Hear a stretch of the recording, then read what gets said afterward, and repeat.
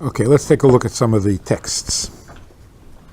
I have given before you this day life and good, death and evil. So you're telling me that good is life and evil is death. Life and death I have set before you, blessing and curse, you should choose life. That doesn't sound like a very free choice. It sounds like a compelling choice. I mean, you don't want to die, right? So behave yourself. That's not free choice. Free, I guess the only free aspect is it. Well, something is making the choice for you. Your survival instinct. So it's not like life and death are equal and you don't know which one to choose. They're not equal. So if you choose death, there must be a very compelling reason. Something's pushing you. And if you choose life, well, it's because you're afraid to die. Okay, so the first thing we have to establish is that there's a difference between choice and free choice. Nobody's questioning whether we have choice. Of course we have choice. We make choices all the time. Every minute we're making a choice.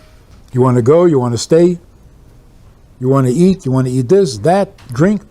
We're always making choices. What the Torah is telling us is that there is also, in addition to your ability to make choices, you also have the capacity to make a free choice. And that's a whole different thing. And that's the one that we have a problem with. When do we experience a choice that is really free? And free means free of influence. Am I making the choice or is the choice being made for me? So for example, somebody comes back from shopping and says, there's an outfit in this particular store, it's to die for. You gotta have it. You're not giving me a choice.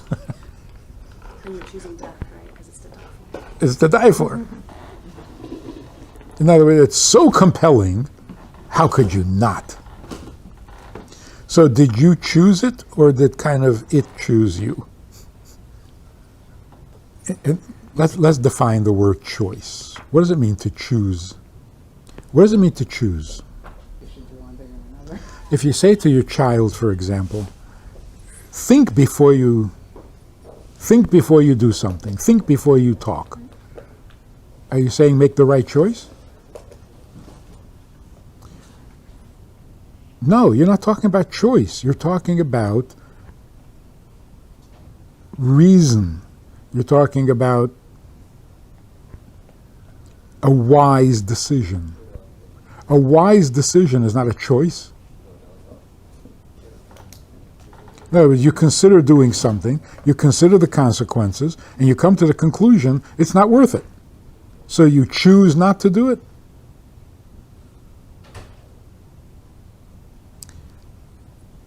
Your reason compels you not to do it. So it's not a choice anymore, it's a wise decision. It's a judgment call. So there's a difference between choice and judgment call.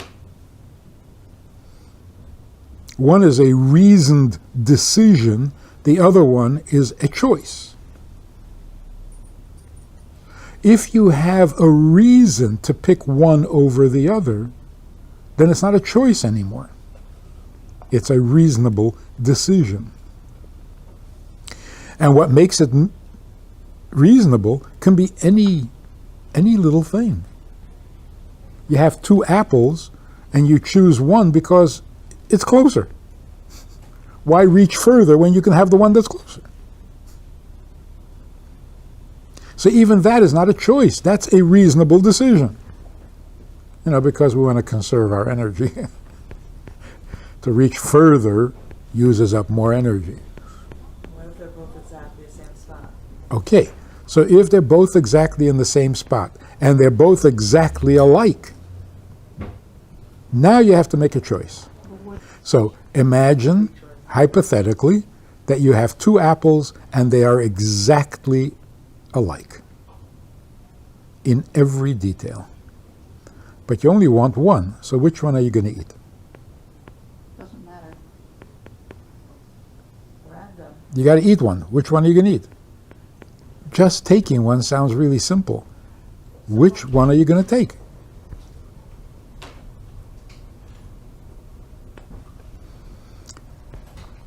In the human condition, if the two options are absolutely equal, like I have two apples and they're exactly alike, you know what I'm going to do?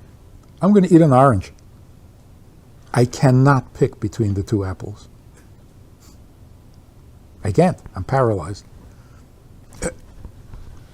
Just give me an orange. Or, never mind, I've lost my appetite.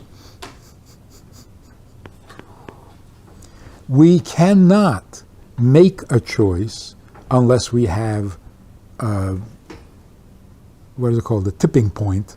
Something has got to tip the scale one direction or another. Otherwise, it paralyzes me. The human being will come up with a reason. Yes, has that capacity. But he'll come up with a reason. He'll find something about one of them. For example, if he's Jewish and there are two lakes, He'll pick the right. Right. he'll go to the right side because the right is better. But you see, it's not a free choice. Where the view across the lake is different. Then it's not an equal Then choice. it's not right. Which has But to is see past the anything lake. ever really the same? So you see, there are people who are catatonic. What does that mean? Mobile, stairs, They just sit and do nothing. Mental thing, though. It's a mental. frozen, sort of. But that's because they don't see a difference. Should I get up or not? What's the difference? Psych. So it's apathy in a way. It's worse, much worse. It's in the inability to distinguish. So all things look alike. And if everything's alike, then what do? You don't do anything. So we really don't, it seems, that we don't even have the capacity to make a free choice. It's not possible. Because it's free only when the options are equal. And when the options are equal, I'm paralyzed.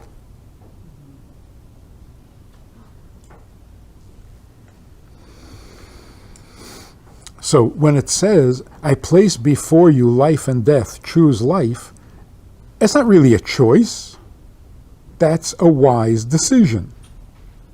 So it's not saying choose, it's saying be reasonable. Use your head, right? You say to your kids, use your head. That's not exercising free choice. That's exercising judgment. So the opposite of choice is judgment. I did it because it seemed to be the right thing to do. That's not a choice.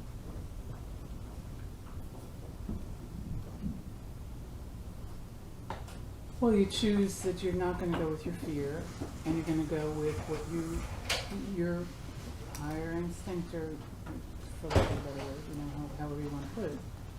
Because it's the That's more a reasonable. choice to do that. You choose to overcome your fear. Let's say. So that is a choice. It is a equal instances, not in terms of their characteristics, but in terms of the fact that you can make either one of those choices. but it's not free. In other words, whatever you'll find more compelling will become your choice. Right. Fear overcomes you. Right. So a person is faced with the choice to do a sin or not to do a sin. That's not a free choice. The sin feels better. So what's the choice? You say, well, think of the consequences. Oh, then it's not a choice anymore. Now you're telling me to use judgment. So if I come to the conclusion sin doesn't pay, I didn't choose not to sin. I decided not to sin because the consequences are, Can't do the time, don't do the crime. So, the Mishnah says, everything is in God's hands except Yiras Shamayim. Other than the fear of God, everything is pre-programmed. So, we now know that freedom of choice has very specific application. You have freedom of choice only when it comes to the question of God-fearing. To do right or wrong, you have freedom. But things that are neither right nor wrong, God already planned it out. In other words, to serve Him or not to serve Him, that's your only choice. Whether you're male or female, contrary to public opinion, you don't have a choice. Whether you're going to be in this generation or a different generation, you didn't have a choice. Whether you're going to be born or not, you didn't have a choice. You don't have a choice in anything other than your relationship to Him. Which kind of makes sense, because that's the whole point. The whole point of creation is, will you be mine? So in that we have free choice. And everything else we don't. Simple answer. I said it's a simple answer. No, so people get frustrated. How come I can't get a job? It's not meant to be. Well, where's my freedom of choice? Not about your job. What about the way you respond to situations? Is that not true? If there's a moral consideration. If one response is moral and the other one is not, you have free choice. In other words, to do it God's way or to not do it God's way, that you have a free choice. But even that, God knew what we were going to choose. Right.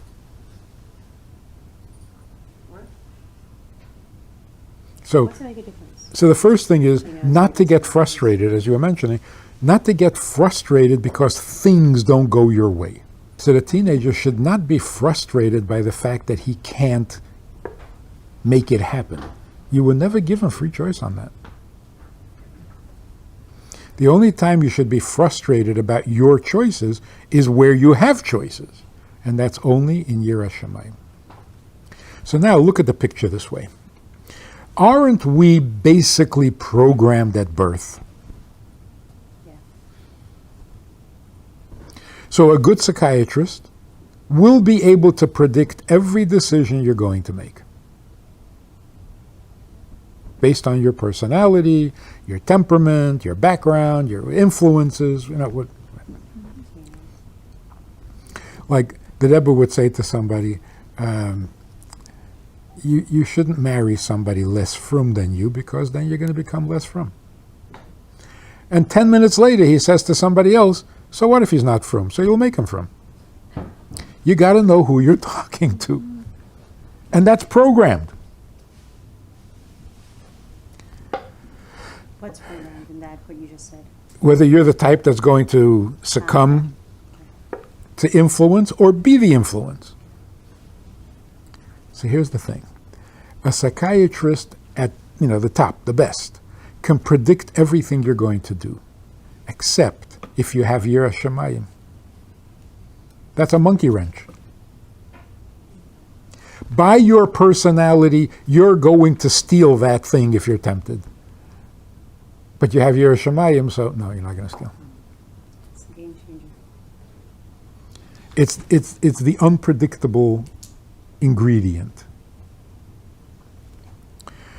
Just recently, a guy told me that he's depressed, and he says, "Don't worry, I'm not suicidal. I know right from wrong." In other words, I am suicidal. Otherwise, he wouldn't have mentioned it. He said, "But I'm not going to kill myself because it's wrong."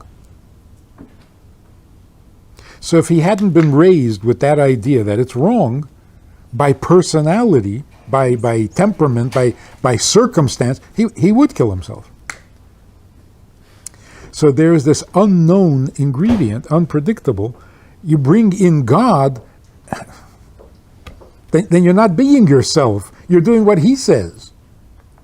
Sometimes. Sometimes not. So that becomes the choice. You cannot be what you're programmed to be if you introduce God. But this Yiras Shamayim, if it's really a free choice, we should be paralyzed to yes or no. No, he wants.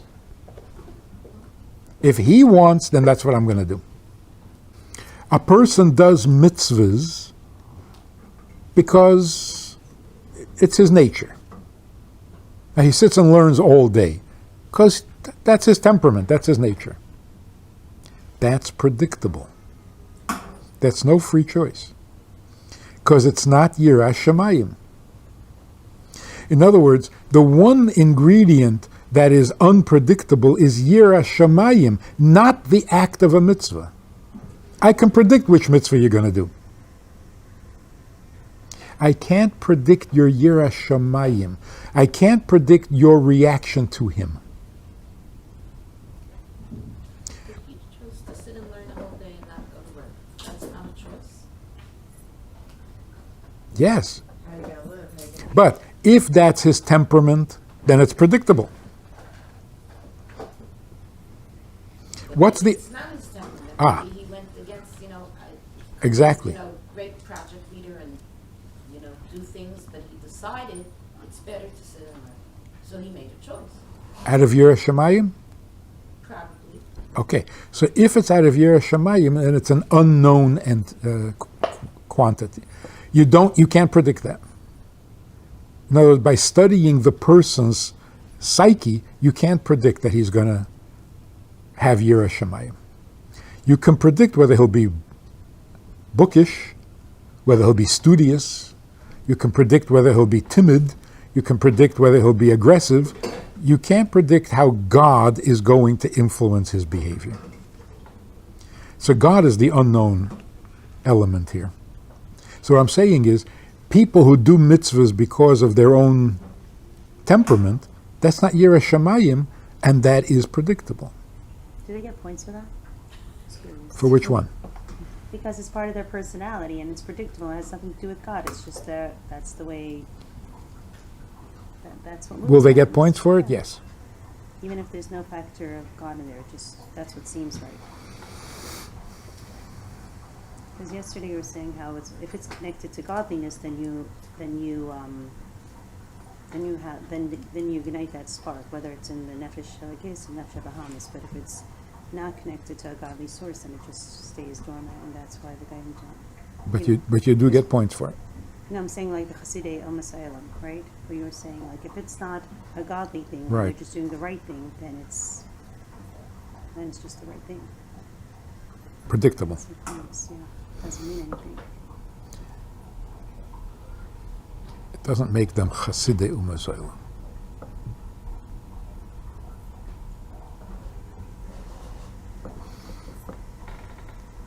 So, choice exists only in moral issues, and moral issues are unpredictable because it's God interfering with your personality.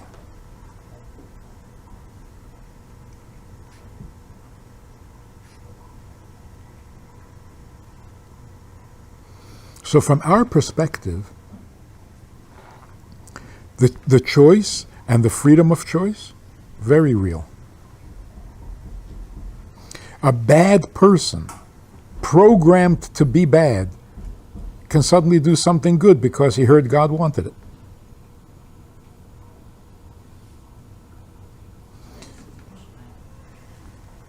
Then it's Yiras Shamayim. So, everything is pre-programmed except Yiras Shamayim. That takes away a lot of mystery. That clarifies a lot. But it's still not finished. What determines whether you're going to have Yiras Shamayim or not? It can't be nothing. So if it's determined, then it's not free choice. But then if nothing determines it, then how does it happen? Maybe that's where Hashgacha Pratis comes in. But the Hashgacha Pratis has its own problem because it's already decided. You have to choose it. Okay. This is, we can go on like this.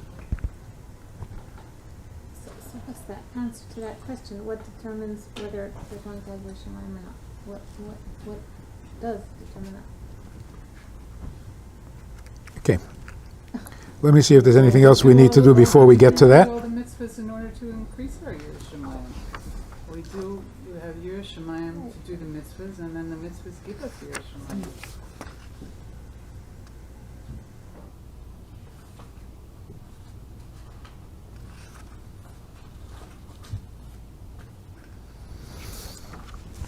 I got a little distracted here.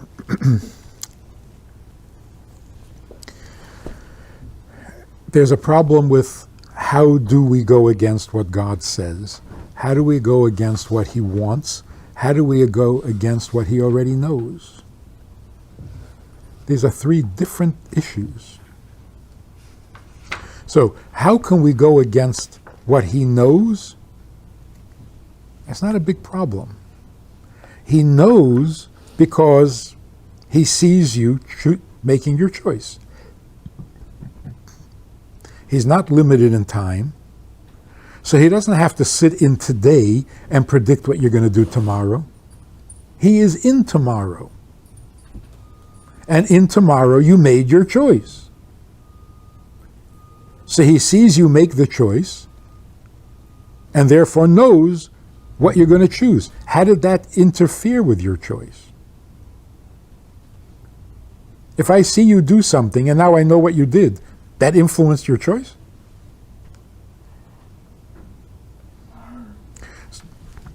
So the problem with God knowing is that how can He predict if you're not programmed? Answer is He's not predicting. He's watching you make your choice. Now the problem with God's will, if He wants you to behave a certain way, how can you have the option to not do it? The answer is because He wants you to choose it. When He tells you to keep Shabbos, He doesn't mean, I want Shabbos. He means, I want you to want Shabbos. So it doesn't go against His will that you are not ready to keep Shabbos. That doesn't contradict His will. His will is not failing. It's like you want your kid to grow up and be a mensch. You don't want him to just follow your orders.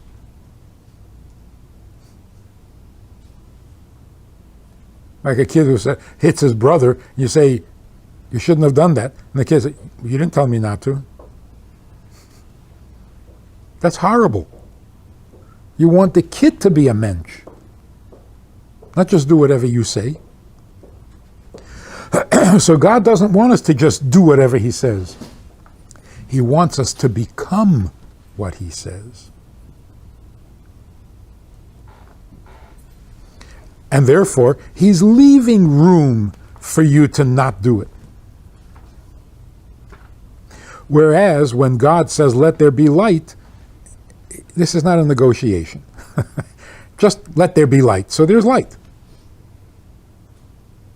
But when He says, I want you to be in a relationship with me, don't do it because I asked you, because that's not a relationship. So in God's will, there is room for free choice because He wants you to choose it. In other words, how can God have an opinion and yet not impose it on you? Same is true with your children. How can you want certain things for your children and yet give them independence? Sound like a contradiction? If you stand back, that makes them feel like it is. In essence, it is a contradiction. What are the two different things? You want certain things for your children, you want to instill values in them, life, but the independence that you want for them is, you want that they should ultimately know to do these things on their own. Exactly. So it's guidance that will lead to their independence. And Otherwise, they're not them, they're you. So how do you tell them what to do and still allow them independence? Like, as they grow, they make mistakes. You evoke their, We have to suck it up and pray that eventually they'll know to do right and wrong. Well, if they make mistakes, it's because you didn't impose your will well enough.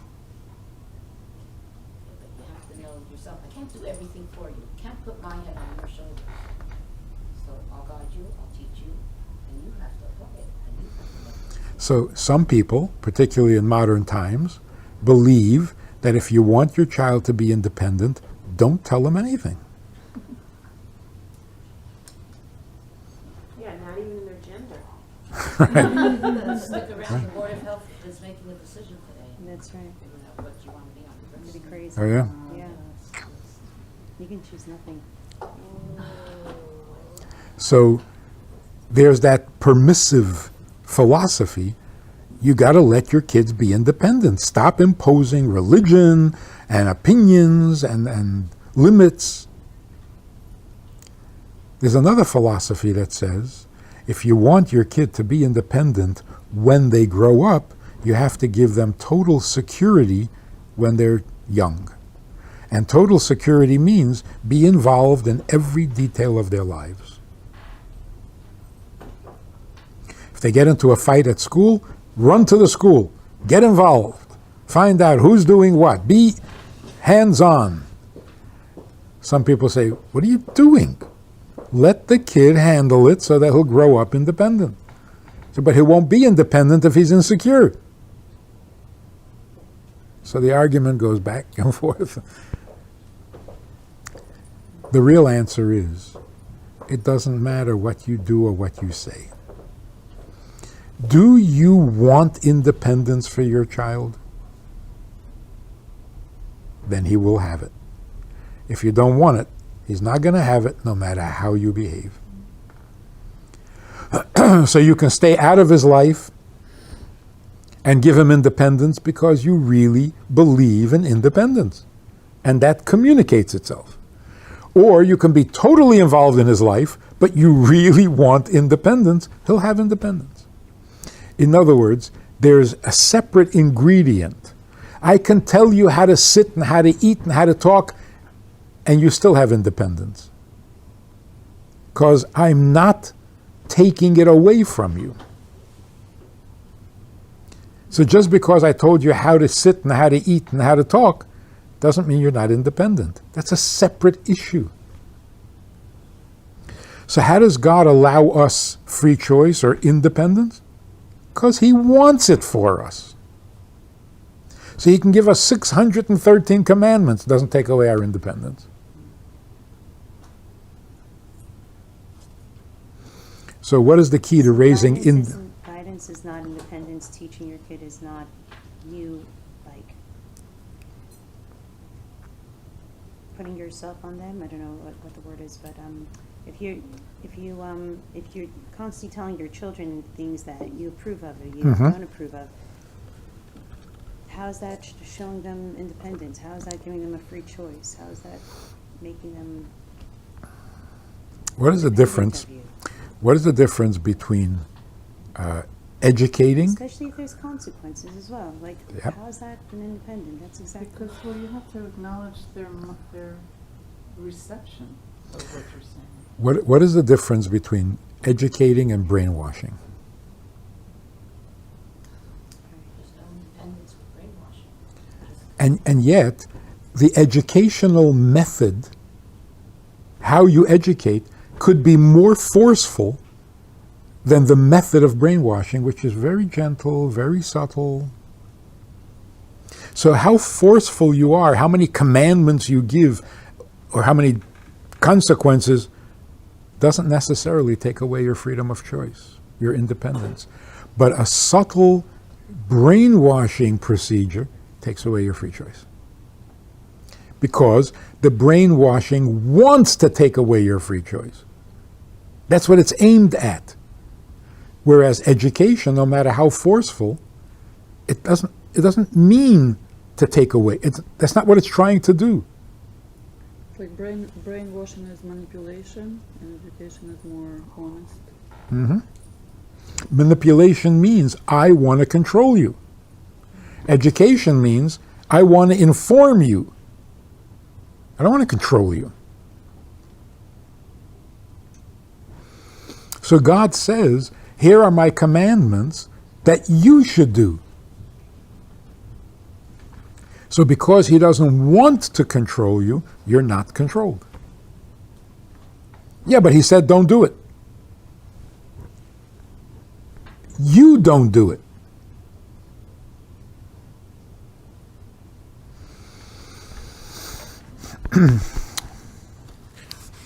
Okay, let's get to the real substance here. God's knowledge is not a problem because he's in the future. He's not predicting. God's will is not a problem because he wants you to be independent. He wants a relationship. He wants your response to him. If he doesn't let you respond to him, he's killing the relationship, which he doesn't want to do. Now, divine providence. How is that not a contradiction to your free choice? God already planned every detail. How does that leave you free choice? I mean, either it's going to turn out that he didn't plan it right, because you surprised him by making a choice, or you don't really have free choice. Maybe Hashgacha Pratis is like his marketing campaign. You can still choose to ignore the marketing. So what good is it? The campaign. The marketing plan. You still have to give an account for what you've done, and that's part of the account. For what you've chosen not to do. So what did he plan? Well, if he wants you to choose life, then He shouldn't plan it. He should leave it unplanned. yeah, but he knows. I think he knows our neshamas, and he knows every individual neshama and what their experiences are and what exactly they need to really have free choice. Maybe. So maybe that's why some people experience Hashgacha Pratis more often at certain points in their life, because he knows that's what they need. Maybe. I don't know. It's interesting. So Hashgacha Pratis is like a pep talk. Campaign. Yeah. Go for it. I'm behind you. Maybe. Hashgacha Pratis means that God has a plan for every single detail. When did he make that plan? Before you made your choice or after? He made it independently of time. Independent of time. He made the plan after you made your choices. Divine providence is determined by you. Knowing the choice you're making, God plans around it. Hashgacha Pratis doesn't mean you're out of control. On the contrary, Hashgacha Pratis means he's completely dependent on you. His entire plan, all dependent on you. He is responding to you when he makes Hashgacha Pratis. Seems like a contradiction. Yeah. How so? If it's all around you, then how do you sit and say it's all Hashgacha Pratis? He knows what you're going to do. Hashem knows everything, even what you're going to do. And therefore plans around that choice. It was planned already. It's not being planned. Planned. Nothing works out in your day. It's because of you, your choices. I'm saying you sometimes. It's the universe. Like, So then You Hashgacha did. Pratis doesn't sound that way. If you're the one that did it. But that's what God needs in this world. It's like very simple. You decided to jump out of the window. Now God has to decide whether he's going to put up a net or not. but he knows knows you're gonna jump. Yes. You're gonna jump. Yeah, He only knows because you made that decision. yeah. He knows what you're gonna do regardless of what you do. No, no, You're gonna do it. that's going back to the first problem. The problem is not that he knows. The problem is that he planned. He already decided. So how do you have free choice? The answer is he doesn't decide until after you choose. After you choose to jump out the window, he decides whether you should get hurt or not. So it's like almost everything already happened, but You already made your doesn't choice. know that. He knows that. Right. It's like You know the simulation consequence. You program. know the consequences. No, so it's like, does he know what you're going to choose before you choose it? Yes. No, But some things happen. Hashem knows everything. because there's no before. It's only the present. It's all present. So he doesn't know what you're going to do before you do it.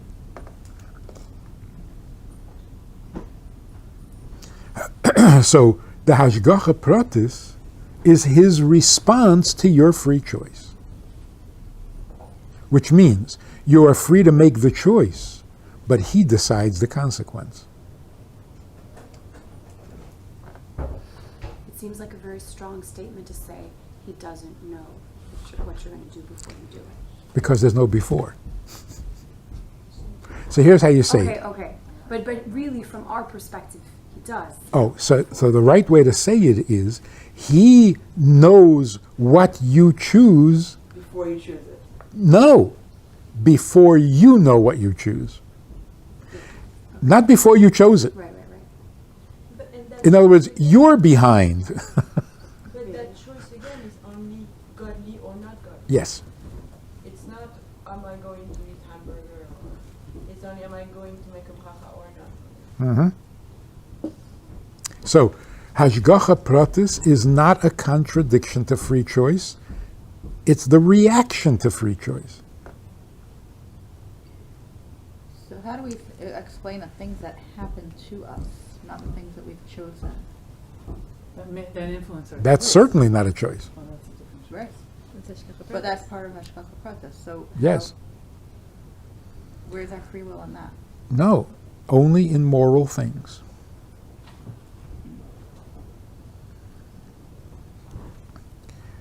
Now, we still don't have a good definition for free choice. What's free about it?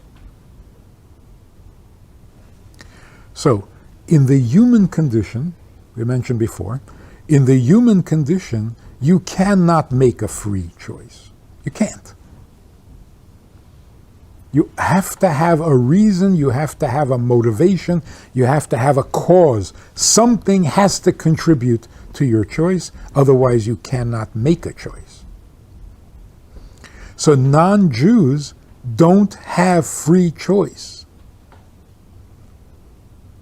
They have choices, not free choices.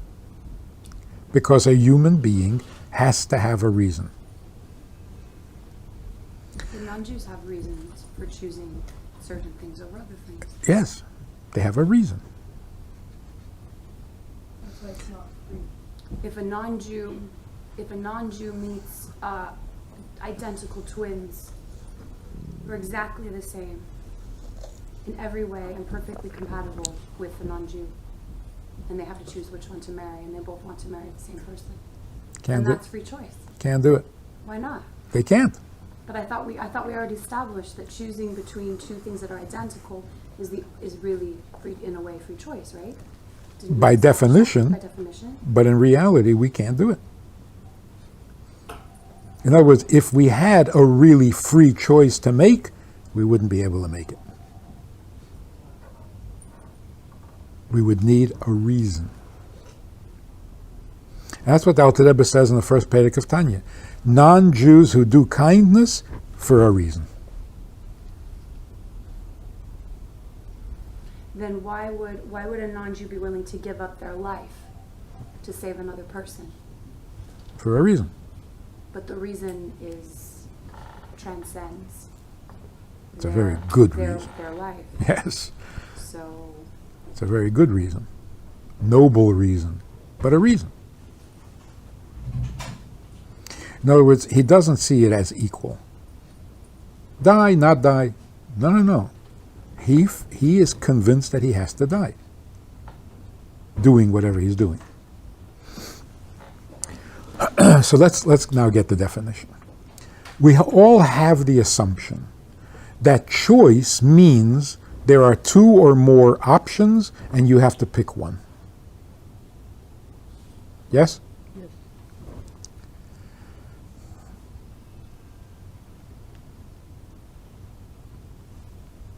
God chose to create the world. What were the options? Not created. There were no options. There was no world. There was nothing. And God chose to create a world. Is that really a choice? There was nothing. The idea that every choice must involve options is not correct. If we are really free to do what we want, that's true of us. It doesn't demand options. I am either free or I'm not free. It seems very dehumanizing to say all non-Jews have no free choice. I don't mean to interrupt, but It's not seems dehumanizing. quite dehumanizing. No, it's not. It's humanizing. No, but Hava was a human. She was a human. Did she not have free choice then? Is that what we're saying? She was a divine human. She was She not. didn't have free choice, so she wasn't She really did. human. She did Isn't have. that what it means to be human? You can choose. Obviously, she was more than human. So we're not dehumanizing, we're simply humanizing. The idea that there is freedom of choice is not part of the human condition. It's like saying a non-Jew has one soul, not two souls. That's dehumanizing? No, that's defining the human being. Having two souls is not human.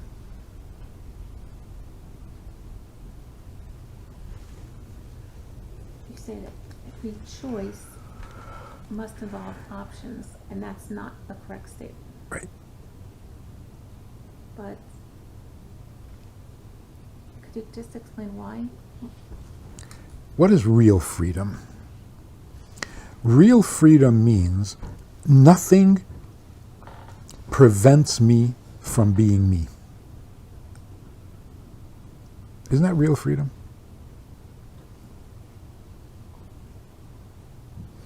A guy can be sitting in a Russian jail and he's free. He has no options. He can't go, he can't, but he's free because he remains himself. He can have fear of heaven, even if he's a non-Jew, though, right? Sure.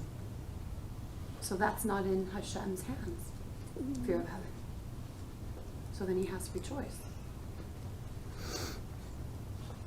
That's really good. Really defending, sorry, defending the. No, but she has a good argument.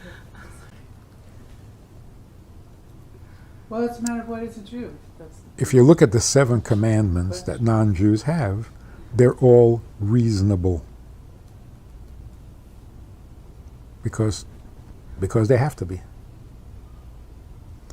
Not mixing meat and milk, that's only for Jews because there's no reason.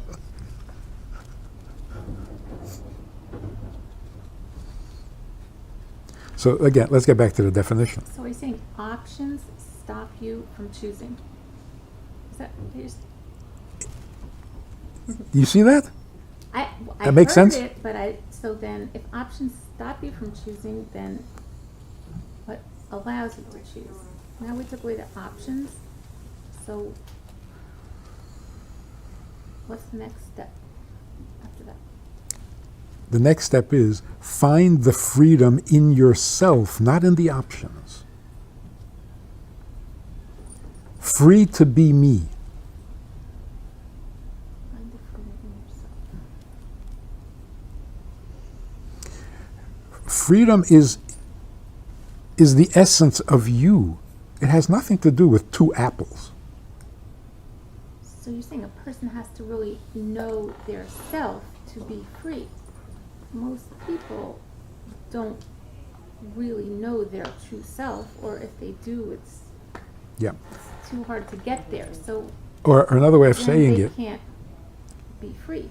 another way of saying it is, there's the thought that if I'm really going to be free, give me all the options. If I can do anything, then I'm free. So the more options I have, the freer I am. It turns out that that's not. So free choice is an internal Yes. state of Yeah. being, not- Free choice means get rid of everything that could block me or prevent me from being me. Which means if I am really free, then I have no options. I am what I am, and that's all what I am. So the paradox of free choice is that it isn't free. So almost say free choice means free from having to make a choice. Because I'm already me. What's the choice?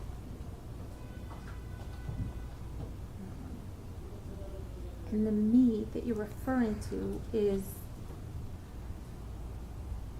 The godly soul. So when God says,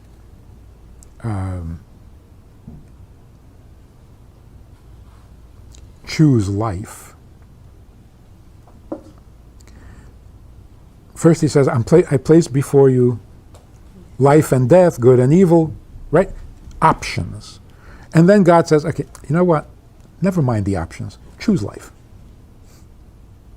He doesn't say choose life over death. So there's a choice that comes when you have options and you got to pick one. And then there's the essential choice. Has nothing to do with options. In fact, somebody wrote a book called The Tyranny of Choice. When you have too many choices, it makes you crazy. It doesn't add freedom. It just pulls you in 10 different directions. In other words, if nothing interferes with me, what will I do? A mitzvah or a sin? If nothing interferes, I will do a mitzvah. Why? That's me. And if you don't interfere with me, that's my freedom. So real freedom has no options. Because if I can do either one, then who am I really? Then I'm not in touch with my true self.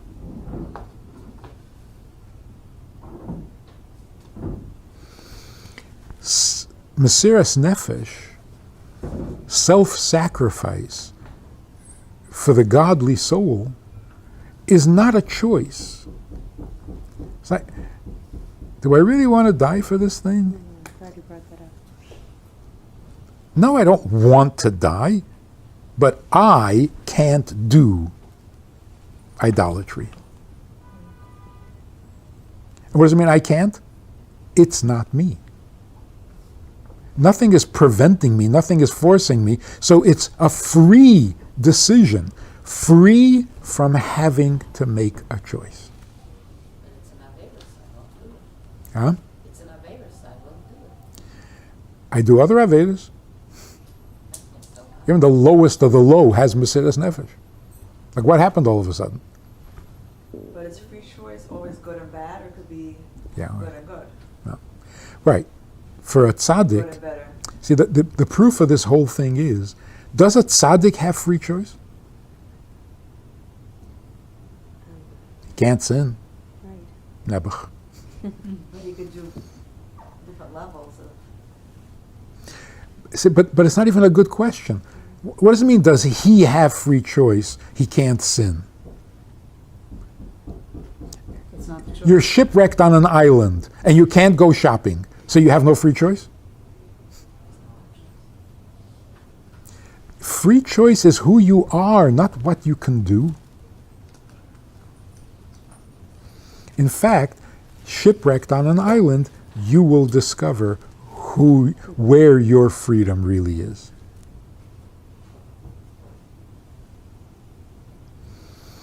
So I once went with another shliach, completely different personality, very different. Went to see this conservative rabbi who was very popular and famous, and it was very nice, very respectful. But at the end, he says, "So tell me, what kind of people become Hasidim?"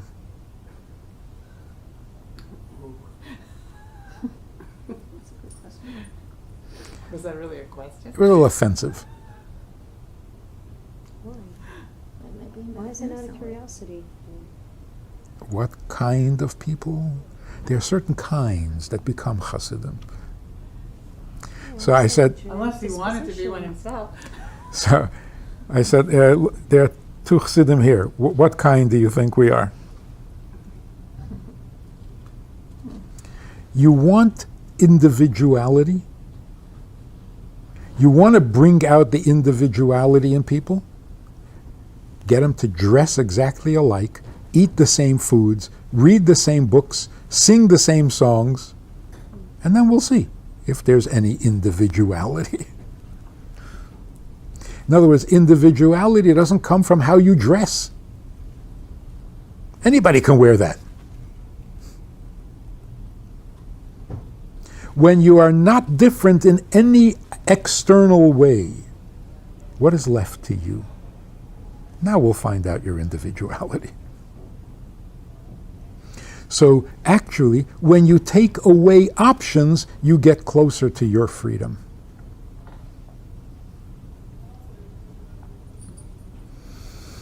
So in many ways, when God gives us the mitzvahs, He's saying, "Thou shalt not kill." He's saying, you can't do it. If you were you couldn't do it. Not, well, you could do it, but please don't. So the Torah actually tells us two things. If you're not in touch with yourself, and you could either do a mitzvah or a sin, choose the mitzvah. But then it's a reasonable decision, not a free choice. But ultimately, the ultimate objective is get all interferences out of the way, and you are a Jew. And therefore, because you're going to do the mitzvahs. Without needing a reason to do it.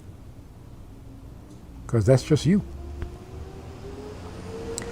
Why is that so significant and important? Because we're trying to have a relationship with Him. What is His feeling about the mitzvah? He thinks it's a good idea? He chooses the mitzvah because it makes sense? No.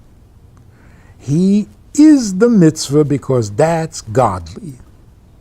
Now He says, can you become godly with me? Well, the only way that's going to happen is if you have free choice to do the mitzvah. So now it turns out like this. Since we have two souls, a human soul and a godly soul, when I decide to do a mitzvah because it makes so much sense, that's my human soul. My godly soul is saying, thanks. I've always wanted to do that. Without a reason. So the conclusion is, you should always do a mitzvah shaloi lishma, because from the shaloi lishma you will come to the lishma. You should do a mitzvah for an ulterior motive, because from the ulterior motive you'll eventually do it for the right reason. What does that mean? Do the mitzvah even if you think you're doing it for a good reason. Because behind that reason, Your godly soul is doing it for no reason. So if your animal soul needs to be motivated because a human being has to tilt the scale, fine, give him a good reason. Give your human soul an explanation, a justification, but behind that, you don't need it. That's why if you lose a dollar bill and a poor man finds it, it's a mitzvah. So wait a minute, I didn't really intend for that to happen. But why is it a mitzvah? Because knowing your godly soul, if you should discover that a poor man benefited from your dollar, you want it. You don't resent it. The human part of you is, hey, give me my dollar back. I didn't decide to give it to you. But your godly soul will be thrilled to know that a poor man got your dollar. So instead of regret or resentment, it actually gives you pleasure. What is the pleasure? You didn't decide, you weren't in the mood, you weren't highly motivated and inspired to give tzedakah. It doesn't matter. To the godly soul, a mitzvah is, that's me. So it happened with a reason. I was thinking, I was not thinking in my sleep I did it. It doesn't matter. That's me. So it's not that it's going to lead you, everything is. Yeah. How about mistakes? So the theory, the understanding that I had was that God plans, and then we do, and if we feel like it's a mistake, but really God has a reason why we were doing that. But if you're saying that God plans after we've done, then how do we explain a mistake?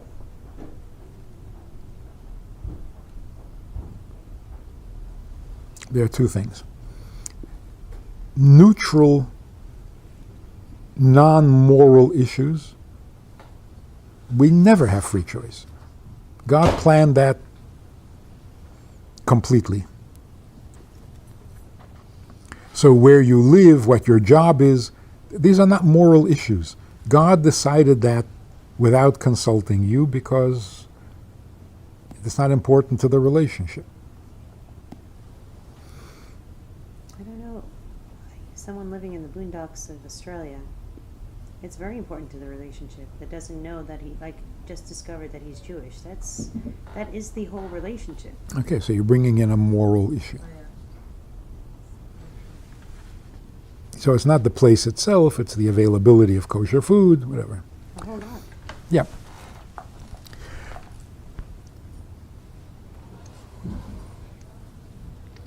If a person says, I'm a doctor, maybe I should be a lawyer.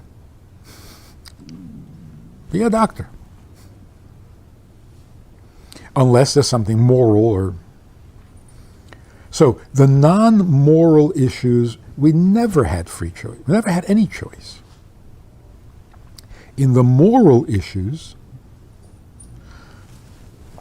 we have the freedom to make the choice. We don't have the freedom to control the outcome. Why? Because once we make our choice, God takes over and decides what should happen. So if you made it... Does your prayer make a difference in that respect? In terms of the outcome? So if you made a moral mistake, the mistake was you made a bad choice. The outcome could be very good because the outcome is up to God, not up to you. So Yosef's brothers made a very bad choice and decided to sell him into slavery to Egypt. What came from it?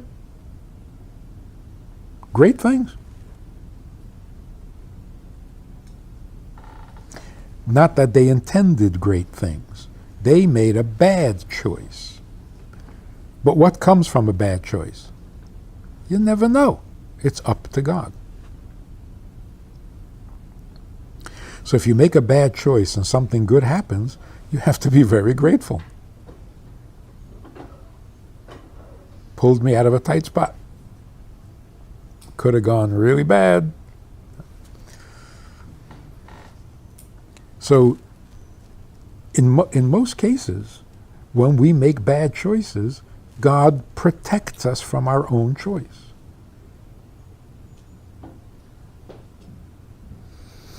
How is that? We made a bad choice. The deed is done. No, the choice is done. What happens afterwards? The guy buys a gun, points it at his victim, and pulls the trigger. That's it. Now you're out of control. What's going to happen with the bullet? What's going to happen to your intended victim? You have no control. But let's say that person dies. That's Not because of you. Pull the trigger. Yeah. When you pull the trigger, either it misfires, or you miss the target, or Defense. it's not the guy you intended to shoot. It was somebody else. now you really killed somebody for. So obviously that was not your decision. God made that happen. So if your intended victim does die, it's only because God decided. Then that's not taking responsibility for your action. Exactly. It's taking responsibility for your choices, which makes you more responsible, not less. So was a person supposed, if the person died, was he supposed to die? Yes. So God didn't plan that based on your choice? He So I thought he was used, gonna die, wasn't sure how. no, he used your choice to be the means for this guy's death. And for that, you have to do tshuva. So then why should that person? No, but you said suffer he chooses consequences? after what's gonna happen, Yeah, knowing that you're a murderer, right? he arranges for the people who need to die to be there when you're shooting. Right? So that serial killer now has an excuse that I could be this way because God wants me to be that way. Is that No, correct? no. Can we have a more positive example? Well, you have to translate So you it. You can't have to really ever translate it be to upset something in your something bad life that is an happens. equivalent. You We've know? had Right, so an old upset at someone blood that and Don't get caused too something bad to logical. happen. What? You're saying you can't ever be upset if someone caused something bad to happen, that person was, you're driving recklessly, you kill someone. So you can't really be upset that person died because this person was driving recklessly? In other words, you're upset with him for driving recklessly, even if no one We're dies. not upset that this child died. He was supposed to die. Of course. Of course. No one is a victim in God's justice. No one is a victim of another person's free choice. Because I'm free to choose to kill, somebody has to die? That's ridiculous. That's not justice. It's like people say, the Holocaust, well, don't blame God. Hitler did it. What are you saying? In order for Hitler to have freedom of choice, 6 million people have to die? Now, come on. So if it hadn't have been Hitler, it would have been a plague or something.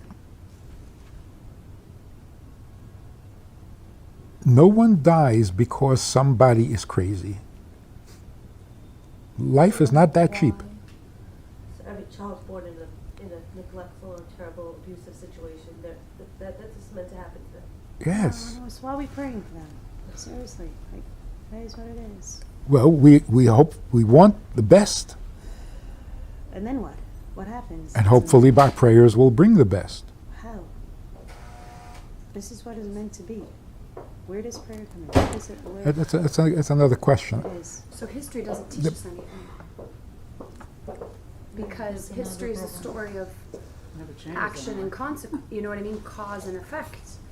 Really, there is no cause and effect. History is just a story. Well, morality is not cause and effect. Morality is not cause and effect. The murder is wrong not because somebody is going to die. Make sense? Murder is wrong because you cannot do that. So if you choose to do it, you're already a murderer. So it's making you more responsible, not less. But you mean if you sometimes have to- people- No, I'm sorry. Go ahead. This is very complicated because sometimes when it comes to educating people, and it seems like part of being an adult is looking at, sometimes people need to experience the consequences, even though it seems that that may not even really exist the way we're describing, of their actions in order for them to come to a place emotionally where they finally realize this is the good choice, right? Yes. So, Yeah. We use the consequence to describe the choice. If you choose that, you know what's going to happen? So that confirms that the choice is wrong. but Hashem set it up that way to be like that. So That- it's like that's- So it has to be a very intimate relationship between the consequence of an action and the choice, right? So there's, even though like there was a relationship between the brothers selling Yosef into slavery and what came about as a result of it, no? No, on the contrary. That's what Yosef is marveling at. You meant to harm me, and I became the viceroy of Egypt? You see how unpredictable this thing is? So ultimately, our choice is between animal soul and godly soul. Like between what godly soul wants and animal soul wants. Yeah. And by experiencing consequences of our animal soul actions, we make our godly soul struggle, and we choose to like let it thrive. Let me sum it up this way. A really moral person would never argue, yeah, I killed him. He was meant to die anyway. That is the most immoral person. Because it's all consequence-based. So if I insult you and you're hurt, that's because you're too sensitive. See, it's never my fault. Oh, you took it so personal? Well, don't be so sensitive. Morality can't be based on outcome. Because then it's not morality, it's practicality. You know, if everybody goes around shooting everybody, we're all going to be dead. That's morality? That's not morality. Morality means some things are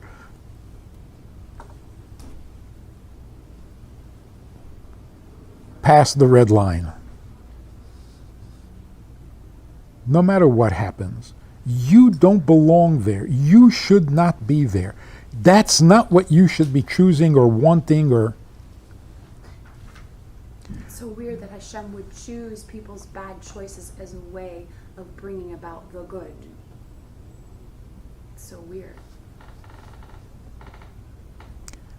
But that's how we explain how we have freedom of choice and yet the world will become perfect. How does that work? Because you will be responsible for your choices, but God will make the world work. So if we take responsibility for our choices, we are truly moral people. If you only take responsibility for the outcome, you're being practical.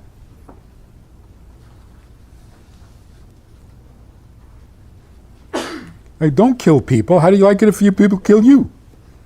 It's not morality. You know what I mean? That's not a moral impulse. That's like, you know, come on. Be reasonable. That's not morality. A moral person should be allergic to the idea of murder.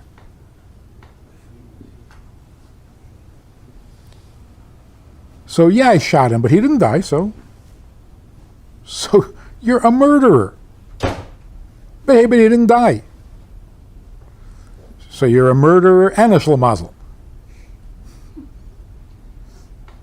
But according to Torah law, you wouldn't hold that person accountable in the same way as if the person had died, right? The court. But God does. In God's eyes, you are the murderer. The fact that he intervened doesn't get you off the hook.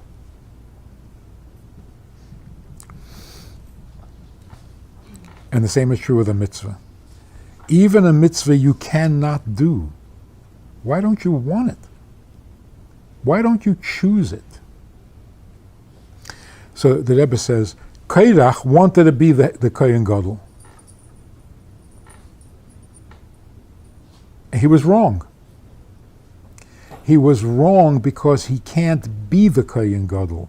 The fact that he wanted to be, that's beautiful. We should all want to be,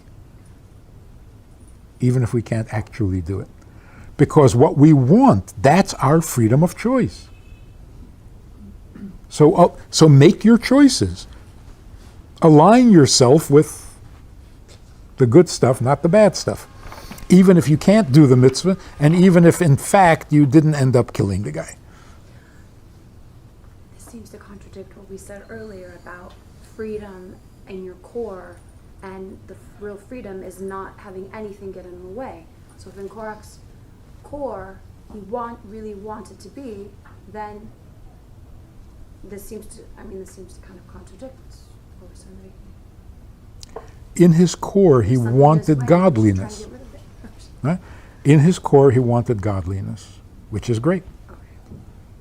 But you got to do it God's way. So if God says you're a Levi, then you're not a Kohen. Okay, the godliness was okay. Yep. So your freedom of choice has to do with your desires, not your. It's really. Yeah. It's not how straight you shoot. It's that you chose to shoot. So how's it free choice to choose something negative when at our core we're good, we're godly?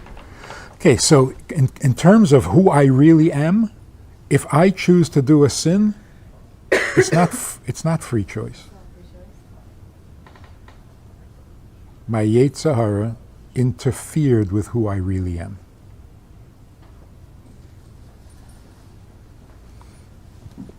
And that's why, even though he sinned, he's still a Jew.